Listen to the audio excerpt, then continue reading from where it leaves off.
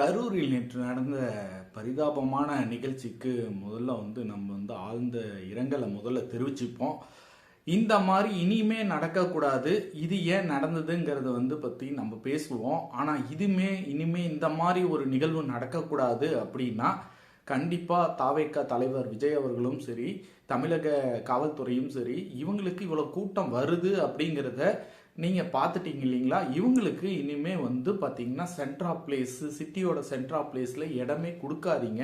அப்படி கொடுத்தீங்கன்னா இந்த மாதிரி ஒரு சூழ்நிலை தான் வரும். நேற்று என்ன நடந்தது அப்படின்னா, கிட்டத்தட்ட காலை 11 மணிலேருந்து அவங்க இரவு 7:30 வரைக்கும் வெயிட் பண்ணிட்டு இருக்காங்க. அந்த டைமில் சாப்பாடு இல்லை, தண்ணி இல்லை, சரியான பாத்ரூம் ஸ்பெசிலிட்டி கூட இல்லை.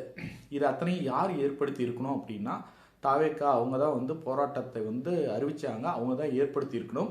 அவங்க ஏற்படுத்தலை. ஆனால் இவர்கள் மக்கள் பார்த்தீங்கன்னா தன்னுடைய தலைவனை பார்ப்பதற்காக காத்துக்கிட்டு இருந்தாங்க. அந்த சூழ்நிலையில் அவங்களுக்கு மயக்கம், பசி மயக்கம், ரெண்டாவது காற்று அவங்களுக்கு கரெக்டாக கிடைக்கல. எல்லாம் போட்டு அழுத்துனாங்க.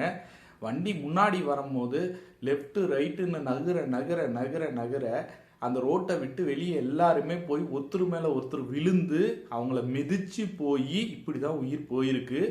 இந்த 39 இழப்பு பார்த்தீங்கன்னா அதில் குழந்தைகள், பச்சிளம் குழந்தைகளும் நிறைய இருக்காங்க. அதாவது எல்லாருக்கும் கோட்டாலி லீவு, பசங்களை கூட்டிகிட்டு விஜயை பார்க்கணுங்கிற ஆர்வத்தில் அவங்க கூட்டிகிட்டு வந்தாங்க. அவங்க தவறு சொல்ல விரும்பலை.